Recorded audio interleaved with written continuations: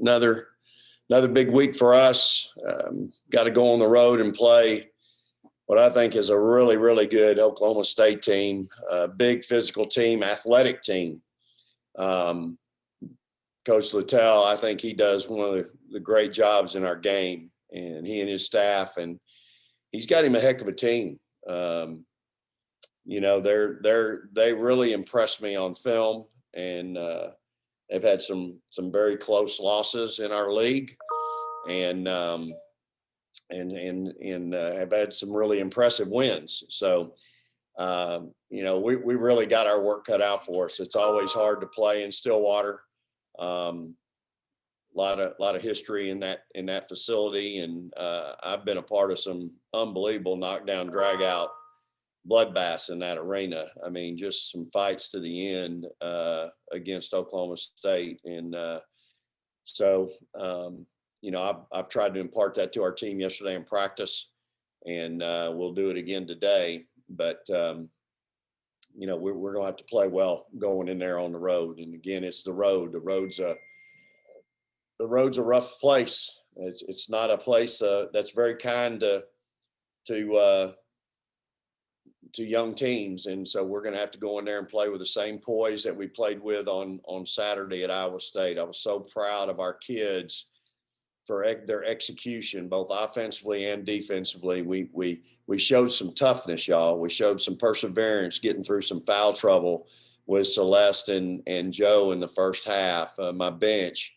with Ashley coming off, and Shay and Lauren did a tremendous job coming off the bench for us and playing. You know, we're down, you know, a starter and a half, really. Deanna Gaston started some for us in conference, and of course Audrey has started all year, and you start putting their points together, it's over. I think it's over 20 points a game for the season, and 14 or 17 during conference. So it might be 16 in conference. So it really, we take a hit losing those kids from a production standpoint. So we got to step up. Now, ain't nobody gonna feel sorry for us. Nobody cares, and so we've got to step up and get ready to go on the road and play again what I think is a great team. And Jim's a heck of a coach. I have a lot of respect for him. So really excited for Charlie, obviously National Player of the Week. You know, she is really, you know, starting to play well for us, and we need her to play well, obviously. And so she had 2 monster games. I think the thing that separates her right now is that when she shoots it, she's following it and making sure, you know, you want every kid when you shoot it to follow your shot. How many times have you been in a gym and heard a coach, or maybe when you were playing, somebody said, hey, follow your shot? Charlie Collier follows her shot, and she is relentless doing it. And again, you don't just turn that on, y'all. That's not something that you go, oh, it's game time. Let me go play hard. Let me go follow my shot. Let me do this. No, that's what you do every day, and it becomes a habit. And that's what that kid does every day. And, you know, you guys asked me, I think somebody asked me, do I think she's the best player in the league? Right now, she's playing like it. She certainly is. And again, I couldn't be more proud of her. She's doing a great job for us, but we need her to. Danny, go ahead. Vic, you're certainly going to have 2 of the best bigs in the country going at it on Wednesday. I'm curious, how do you prepare Charlie and maybe Lauren for a Natasha Mack in practice? Are they going against each other? Do you all have a 6'3", 6'4" guy to throw in the practice squad? Is Johnny suiting up? I mean, how do you prepare Natasha? We do have a guy that can mimic that a little bit. And so that helps tremendously, Danny, to have that. So, you know, she is really a good player. I mean, she's so athletic and long. I mean, she's blocking like 4 shots a game. She's really playing well for them. And again, she's what I think makes them so tough to defend. They've not only got the guard play, but they've got that inside piece that's just real dynamic and hard to deal with. And the thing is, she does what Charlie does. She impacts the game on both ends. So she impacts it on defense, blocking 4 shots. Let's say she probably alters 4 more. I mean, that would probably be a conservative number, really. So she's altering shots, blocking shots. And then offensively, obviously, you got to try to find a way to get her off of her comfort zone down there and get her off of where she wants to be. So we got to be really, really special down there defending that. And at the same time, you can't come off of, a couple of those kids they can make threes like it's a layup. And so again, this is what makes them so hard to guard and tough to defend. And so, we're going to have to really go in there and be sharp defensively. I think that's going to be a big key for us, y'all. We got to go in there and really be sharp defensively, because they can get you in a bunch of different ways. When you're putting together your scout team, how do you find, these guys on campus, find a 6'3" guy, find some, people are going to challenge your guards? How do you put together a scout team? Well, we recruit them. We go to in a normal year, we would go to the rec center. We send out notices to PE teachers to read off in their classes.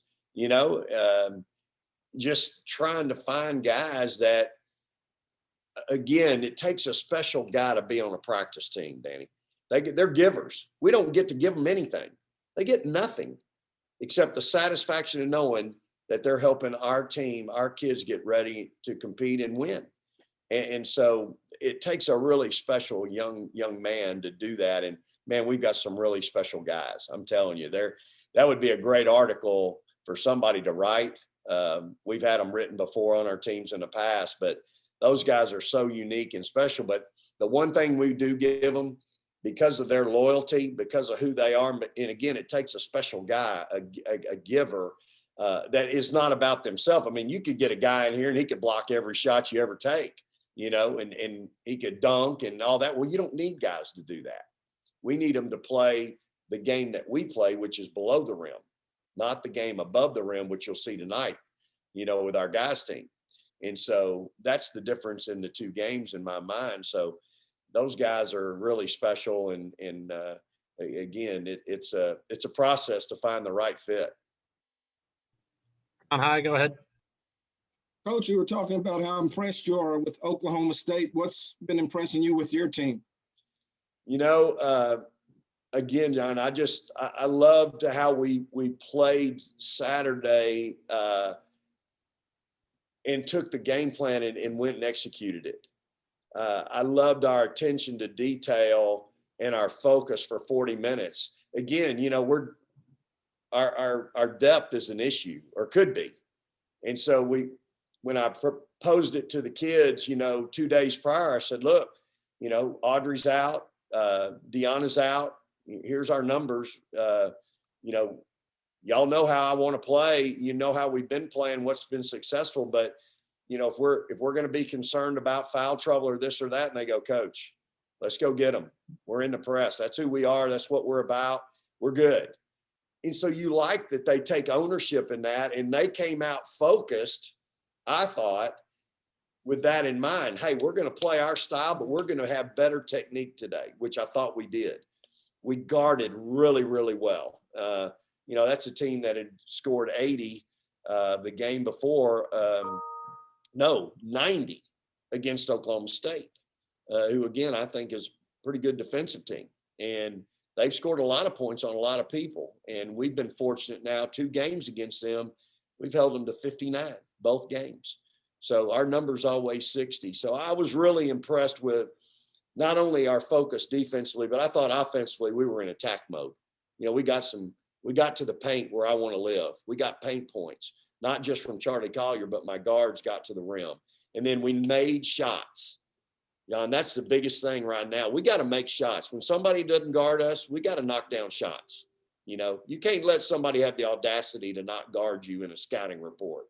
And so we've encouraged our kids, hey, you're going to have to get in the gym and shoot a little bit. And that's the only way you fix it, right? That's the only way you get confidence. So I think they've done that. Coach, and secondly, can I just ask one more? Yeah. we found out about Coach Smart getting COVID. You guys have dealt with COVID. Everybody has. What's your mindset now about everything in the season, playing the season versus before you guys started the season? Well, again, I'm concerned. I'm the head coach, so I wear the responsibility of everybody, John. I worry about my staff. I worry about my players. I worry about my managers. I worry about everybody. And then I do worry about myself sometimes. And it's, let's face it, it's all around me. I mean, I feel like I'm in the old shooting gallery at the carnivals and the ducks are going across and you're trying to shoot them with a BB gun. I mean, I feel like I'm walking by and I'm ducking everywhere I'm going. I mean, it's scary. You go to somebody else's arena. I know my arena's clean. I know our people are doing it, but you go somewhere, which we have. And by the time we got home, 2 people that played in that game had it, and then next thing we've been fortunate though. I'm going to brag a little bit. My kids, since they've come to school, since school started, we've been able to dodge it. I'm knocking on this wooden table. We haven't gotten it while we've been here at Texas. And so I'm really proud of that. But I think that goes to our training staff, our doctors, and then how we have the opportunity to live. Each one of our kids lives by themselves. They don't have a roommate. They don't share a bathroom. I do have 3 kids that live together, but they're off campus in another apartment, and they've been able to manage it. So it's scary. That's all I'm going to tell you. It's scary, but we're managing right now. I'm ducking and I'm ducking and moving, man. I'm covering up. Let's go Jeff and then Jonathan. To follow up to that question, do you feel like your players feel the same way, Coach? Or are they ducking as well? Are you having to ease concerns every day, every week? Jeff, every day I tell them at practice, wear your mask. Don't take things for granted, please. We've been so good. And again, I'm really proud of that. But man, the day you just let your guard down, that'll be the day. And again, we're in a facility where, obviously there's people have had it. And so, just watch what you touch. I mean, I tell them all that, watch what you touch, use this hand sanitizer, wash your hands. I went into a big spiel with them the other day at practice. Hey, how many times a day you brushing your teeth? How many of y'all gargle? I mean, I'm giving a health 101 deal there, and they kind of laugh like you did, but it's the truth. How many of you brush your tongue? Just things like that, maybe they've never been told. Maybe my freshmen have never even thought of that. But if that helps, I'm just trying to get us through this time. And look, I have to take a step back just about, every day, every other day, and really just ground myself and admire. Number one, admire what our kids are going through. And number 2, realize that it is a mental strain. I'm quite confident on them. Like you and I, all of us on this deal. Can y'all imagine at age 19, 18 to 22, having to live with the restrictions that these kids are living with right now? I mean, it's just hard. I mean, it can't be a whole lot of fun, y'all, and so I have to, keep that and try to make this where basketball can kind of be our fun and be our release. At the same time, we've got to play the right way. We can't just go out there and play. We have to have some structure and discipline to what we're doing and how we're doing it in order to win. So anyway, it's a big challenge for sure. A little more basketball focused question. You've told us time and time again about the youth and the inexperience on this team. 14, 15 games, that's not a lot of experience, but it's some. On game days, how do you see that growth, that 15 games worth of experience show up in the games for you? Well, I saw it Saturday, and that's what's encouraging. What's discouraging is what I saw in, Morgantown. And I'll never, that'll be this guy on this shoulder, reminding me. And then I got the positive guy over here going, hey, Iowa State, and so I'll be constantly getting hit from both sides, but that's my job as a coach too. I think you can't forget that one. At the same time, we know what we're capable of. And that's what I'll try to harp on the most is, hey, when we are struggling, hey, guys, we know we can do this. We got to get to this. We know we can do it. We've done it before. And so that's the thing. I think all of us coaches, and I've said this before, I coach against the ghost all the time. I'm always worried about what might happen, could happen, what if. I'm always worried about that. And when you have like this team where we've only been together basically about 5 months, I haven't had a chance to put them in every possible scenario that can happen. There's just so much you can do in a day. And I have weekly limitations hour-wise, daily limitations hour-wise. And so, I mean, it's a big challenge, but I'm proud of them. I'm really proud of them.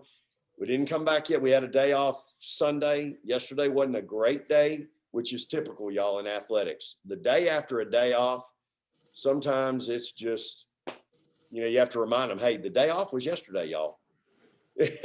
But that's just kids sometimes. And so hopefully today we'll come in. I really believe we will. We'll have a good prep day, and then we'll go play tomorrow.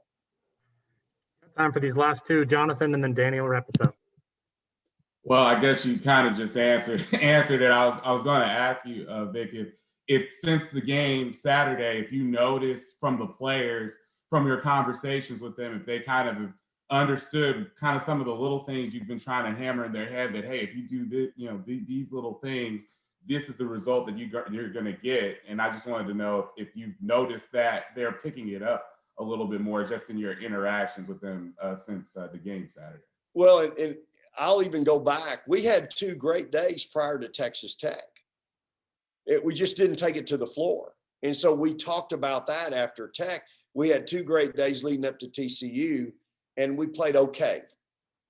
We had 2 really good days leading up to Iowa State, and we took it to the floor. So I'm encouraged because I see them doing more things better and doing them in practice consistently. And so I'm certainly encouraged by all that. And so, we'll see what today holds, but 14, is that what he said? We've had 14 games and that's something, but it's not a lot. They're still young and they're still inexperienced, and we're still, we've got to continue to work on that consistency thing. But like I said, I've got to step back sometimes and go, you know what, everything these kids are going through, I'm awfully proud of them. And again, you all know, the only thing harder than building it is sustaining it. Building it should be a whole lot more fun, because sustaining it, man, once you get there, then the expectations are, there every day, every hour, every year. And that can be a drain sometimes. And so, I'm enjoying these kids. I really am. They challenge me at times, but that's okay. That's part of it. So, Danny? Vic, I have a few procedural questions. First, is Audrey in or out tomorrow? Tomorrow. Danny, you asked more questions about injuries than anybody I've ever had. You have a shallow bench. I'm curious. Man, you're wearing me out, bub. But it's okay. I'm good with it. So is she in or out? I'm sorry, I didn't hear. She's out. Okay. Yeah. And with the news of what happened with Shaka, I'm curious with you, if you're unavailable, who steps up in your shoes? Well, I think Johnny probably does but I think Elena and Dee are going to be right there with her, and would probably, everybody would have a role, if that makes sense. And again, I encourage my staff to talk to me during games, and y'all have heard me say this, but I want people talking to me during a game. I'm not a guy that don't talk to me or I got it or all that. The game goes so fast, y'all. There's no way that one set of eyes can see everything. And so I'm just like I'm sure those coaches on the sidelines, that's why those guys are up in the box. They can see everything up there. And if you think you can see everything down there, well, you're wrong. And same with me. I recognize that, and I encourage conversation. And so, I would think that if something, God forbid, happens, and I'm coming after you if something happens. And then finally, you've talked a lot about how much, to be blunt, sorry for the language, it kind of has sucked for these, athletes to go through this year, but at least most of them have basketball as an outlet. So I'm curious, with someone like Alyssa, with someone like Deanna, how are you keeping them engaged when they can't go play basketball and can't use that as an outlet since they're out for the rest of this year?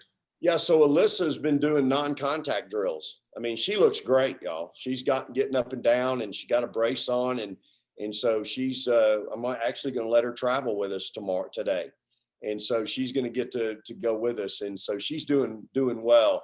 Deanna, obviously just had surgery yesterday, so she's out. She's not going to travel, and she should be, though. She's weight bearing as tolerated, believe it or not, right now, starting now. And so just depends on what her pain tolerance is and all that. So we'll keep her engaged. She'll be there in practice every day, and just like she has been. And, we'll make sure to stay on top of those kids. My preacher used the same word Sunday. I've never heard a preacher use the word suck. So you're good. I had to text him after the game and go, I've been going to church a long time, brother. I ain't never heard the preacher say suck before giving the sermon. he got a kick out of it too, I'm sure. But hey, sometimes that's just the appropriate word. You guys are great, man. I appreciate y'all so much. We good? Yes, sir. All right. Praise the Lord and hook 'em.